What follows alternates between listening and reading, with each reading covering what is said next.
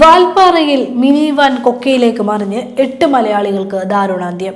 Hormuz കടലിടുക്ക് പൂർണ്ണമായും തുറക്കുമെന്ന് പ്രഖ്യാപിച്ച് ഇറാൻ വിദേശകാര്യമന്ത്രി. നമസ്കാരം. ഈ ദിവസത്തെ ഏറ്റവും പ്രധാനപ്പെട്ട വാർത്താവിശേഷങ്ങളുമായി ജനയുഗം ടോപ്പ് 10 ന്യൂസിലേക്ക് സ്വാഗതം. സ്ത്രീ സംവരണ ബില്ലിന്റെ പേരിൽ BJP കളിക്കുന്നത് പരിഹാസ്യമായ നാടകമാണെന്ന് CPI സംസ്ഥാന സെക്രട്ടറി ബിനോയ് വിശ്വം. ഇന്ത്യ ഇതുവരെ കാണാത്ത തരത്തിലുള്ള കപട നാടകമാണ് ഇപ്പോൾ നടക്കുന്നത്. സ്ത്രീ വിദ്വേഷത്തിന്റെയും ആൺമേൽക്കോയ്മയുടെയും പാർട്ടിയായ BJPക്കോ പ്രധാനമന്ത്രി നരേന്ദ്രമോദിക്കോ ഈ വിഷയത്തിൽ ലവലേശം ആത്മാർത്ഥതയില്ലെന്നും അദ്ദേഹം പറഞ്ഞു. സ്ത്രീ സംവരണ ബിൽ വെറുമൊരു വഞ്ചനയും തട്ടിപ്പുമാണ്. ഗൂഢനീക്കങ്ങളുടെ പാർട്ടിയായ BJP ഇതിലൂടെ സ്ത്രീകളെ കബളിപ്പിക്കുകയാണ്. ബില്ലിന്റെ മറവിൽ മണ്ഡല പുനർനിർണയം നടത്തി ദക്ഷിണേന്ത്യൻ സംസ്ഥാനങ്ങളെ അരികുവൽക്കരിക്കാനാണ് കേന്ദ്ര സർക്കാർ ശ്രമിക്കുന്നത്. ഇത്തരം നീക്കങ്ങൾ രാജ്യത്തിന്റെ ജനാധിപത്യ ഘടനയ്ക്ക് വിരുദ്ധമാണെന്നും അദ്ദേഹം കൂട്ടിച്ചേർത്തു. പൊള്ളാച്ചി വാൽപ്പാറയിൽ വാഹനാപകടത്തിൽ 8 മലയാളികൾക്ക് ദാരുണാന്ത്യം. 16ഓളം പേരാണ് വാഹനത്തിലുണ്ടായിരുന്നത്. മലപ്പുറം ഭാഗത്തു നിന്നും വന്ന മിനി വാനാണ് അപകടത്തിൽപ്പെട്ടത്.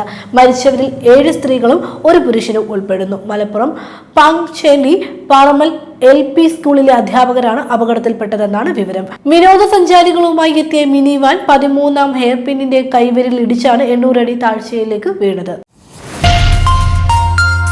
ലെബനൻ ഇസ്രായേൽ വെടിനിർത്തലിന്റെ ശേഷിക്കുന്ന കാലയളവിൽ ഹോർമൂസ് കടലിടുക്ക് പൂർണ്ണമായും തുറക്കുമെന്ന് ഇറാൻ വിദേശകാര്യമന്ത്രി അബ്ബാസ് അറഗ്ചി പ്രഖ്യാപിച്ചു.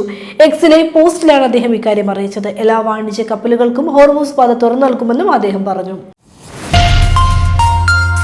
സംസ്ഥാനത്ത് കടുത്ത ചൂട് തുടരുന്ന പശ്ചാത്തലത്തിൽ ആരോഗ്യ പ്രശ്നങ്ങൾ നേരിടുന്നതിനായി പ്രധാന ആശുപത്രികളിൽ ഹീറ്റ് സ്ട്രോക്ക് ക്ലിനിക്കുകൾ പ്രവർത്തനം ആരംഭിച്ചു. സൂര്യാഘാതം ഉൾപ്പെടെ പ്രശ്നങ്ങൾ മുൻകൂട്ടി കണ്ട് പ്രത്യേക ചികിത്സാ സൗകര്യങ്ങൾ ഒരുക്കാൻ ആരോഗ്യവകുപ്പ് നിർദ്ദേശം നൽകി. ചൂടുമായി ബന്ധപ്പെട്ട രോഗങ്ങളുടെ നിരീക്ഷണം സംസ്ഥാനത്ത് ശക്തമാക്കിയിട്ടുണ്ട്. രാവിലെ 11 മണി മുതൽ ഉച്ചയ്ക്ക് 3 മണി വരെ നേരിട്ട് വെയിലേൽക്കുന്നത് ഒഴിവാക്കണമെന്നും ആരോഗ്യവകുപ്പ് കർശന മുന്നറിയിപ്പ് നൽകി. കണ്ണൂർ അഞ്ചരക്കണ്ടി ദന്തൽ കോളേജിലെ BDS വിദ്യാർത്ഥി നിതിൻ രാജിന്റെ മരണത്തിൽ ലോൺ ആപ്പിനെതിരെ കേസ്. ചക്കരക്കൽ പോലീസ് സ്വമേധയാ കേസെടുക്കുകയായിരുന്നു. ഇൻസ്റ്റ്പേ എന്ന ആപ്പിനെതിരെയാണ് കേസ്. കഴിഞ്ഞ ജനുവരിയിലാണ് നിതിൻ രാജ് ആപ്പ് വഴി 36% പലിശയ്ക്ക് 15,000 രൂപ വായ്പയെടുത്തത്. ഏപ്രിൽ മാസമായപ്പോഴേക്കും ആപ്പുമായി ബന്ധപ്പെട്ടവർ നിതിനെ നിരന്തരം ഭീഷണിപ്പെടുത്താൻ തുടങ്ങി. നിതിനെ ആപ്പുമായി ബന്ധപ്പെട്ടവർ മാനസികമായി പീഡിപ്പിച്ചുവെന്നും ഭയപ്പെടുത്തി പണം തിരിച്ചടപ്പിക്കാൻ ശ്രമിച്ചുവെന്നുമാണ് FIR-ൽ പറയുന്നത്. BJP നേതാവ് യോഗേഷ് ഗൌഡറെ കൊലപ്പെടുത്തിയ കേസിൽ കോൺഗ്രസ് MLA വിനയ് കുൽക്കർണിക്ക് ബംഗളൂരുവിലെ പ്രത്യേക കോടതി ജീവപര്യന്തം തടവ് ശിക്ഷ വിധിച്ചു. കുൽക്കർണിയെ കൂടാതെ മറ്റ് 15 പ്രതികളെയും കേസിൽ കോടതി കുറ്റക്കാരായി കണ്ടെത്തിയിരുന്നു.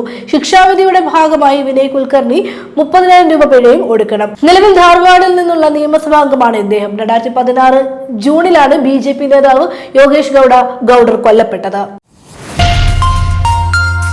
ദുരഭിമാന കൊലയ്ക്കെതിരായ നിയമനിർമ്മാണം നടത്താൻ സർക്കാരിനോട് നിർദ്ദേശിക്കാൻ കഴിയില്ലെന്ന് മദ്രാസ് ഹൈക്കോടതി. അത് നിയമനിർമ്മാണ സഭയുടെ അധികാര പരിധിയിൽ വരുന്ന കാര്യമാണെന്നും ഹൈക്കോടതി പറഞ്ഞു. പ്രത്യേക നിയമം കൊണ്ടുവരണമെന്ന് ആവശ്യപ്പെട്ട് സമർപ്പിച്ച പൊതുതാൽപര്യ ഹർജി പരിഗണിക്കവെയായിരുന്നു മധുര ബെഞ്ചിന്റെ നിരീക്ഷണം. കഴിഞ്ഞ വർഷം തിരുനെൽവേലിയിൽ നടന്ന കെവിൻ സെൽവഗണേഷ് എന്ന IT ജീവനക്കാരന്റെ കൊലപാതകത്തിന്റെ പശ്ചാത്തലത്തിലാണ് തൂത്തുക്കുടി സ്വദേശിയായ SMA പൊൻ ഗാന്ധിമതിനാഥൻ ഈ ഹർജി സമർപ്പിച്ചത്. ആലപ്പുഴ ചേർത്തലയിൽ മന്തി റെസ്റ്റോറന്റിന്റെ വിഷു പരസ്യത്തിൽ ശ്രീകൃഷ്ണനെ ഉൾപ്പെടുത്തിയതിൽ കേസ്. ചേർത്തലയിലെ മെഹർ മന്തി റെസ്റ്റോറന്റ് ഉടമ അർഷാദിനെ പോലീസ് അറസ്റ്റ് ചെയ്തു. കലാപം ഉണ്ടാക്കുക എന്ന ഉദ്ദേശത്തോടെ മനഃപൂർവ്വമോ ദുരുദ്ദേശപരമോ ആയ പ്രകോപനത്തിലാണ് കേസെടുത്തത്. അറസ്റ്റിന് പിന്നാലെ ഉടമയെ ജാമ്യത്തിൽ വിടുകയും ചെയ്തു. ശ്രീകൃഷ്ണന് മുന്നിൽ കുഴിമന്തി വെച്ച പോസ്റ്ററാണ് ഇവർ തയ്യാറാക്കിയത്. 1 വർഷം വരെ ശിക്ഷ കിട്ടാവുന്ന വകുപ്പാണ് പ്രതിക്കെതിരെ ചുമത്തിയിരുന്നത്. പശ്ചിമ ബംഗാളിൽ ട്രിബ്യൂണൽ വിധി കാത്തിരിക്കുന്ന വോട്ടർമാർക്ക് ആശ്വാസമായി സുപ്രീം കോടതി. അപ്പീൽ ട്രിബ്യൂണൽ വാദം കേട്ട് പരിഹരിച്ച വോട്ടർമാർക്ക് തെരഞ്ഞെടുപ്പിൽ വോട്ട് രേഖപ്പെടുത്താൻ പരമോന്നത കോടതി അനുമതി നൽകി. ആദ്യഘട്ട വോട്ടെടുപ്പ് നടക്കുന്ന ഈ മാസം 23 മുൻപ് ഏപ്രിൽ 21 രണ്ടാം ഘട്ട വോട്ടെടുപ്പ് നടക്കുന്ന 29 മുൻപ് ഏപ്രിൽ 27 ട്രിബ്യൂണലുകൾ അപ്പീലുകൾ തീർപ്പ് കൽപ്പിക്കണമെന്നും chief justice Surya Kant, justice Joymalya Bagchi എന്നിവരടങ്ങിയ ഡിവിഷൻ ബെഞ്ച് പറഞ്ഞു. കർണാടകയിൽ ബസും കാറും കൂട്ടിയിടിച്ചുണ്ടായ അപകടത്തിൽ 5 കുട്ടികളടക്കം ഒരേ കുടുംബത്തിലെ 9 പേർ മരിച്ചു. യാദ്ഗിർ ജില്ലയിലെ സുർപൂർ താലൂക്കിലെ ശാന്തപുര ക്രോസിന് സമീപം വെള്ളിയാഴ്ച ഉച്ചയോടെയാണ് അപകടമുണ്ടായത്. വാഹനങ്ങൾ കൂട്ടിയിടിച്ചതിന് പിന്നാലെ കാറിൽ തീപിടിച്ചതാണ് മരണസംഖ്യ ഉയരാൻ കാരണമായത്. യാദ്ഗറിൽ നിന്ന് റായ്ചൂരിലേക്ക് വരികയായിരുന്ന കാർ നിയന്ത്രണം വിട്ട് ബംഗളൂരുവിൽ നിന്ന് ഗുൽബർഗിലേക്ക് പോകുകയായിരുന്ന ബസ്സിലേക്ക് ഇടിച്ചു കയറുകയായിരുന്നു. ജനയുഗം ടോപ് 10 ന്യൂസിലൂടെ വീണ്ടും കാണാം. കൂടുതൽ വാർത്തകൾക്കും വിശേഷങ്ങൾക്കുമായി ജനയുഗം വെബ്സൈറ്റ്, യൂട്യൂബ് ചാനൽ സന്ദർശിക്കുക.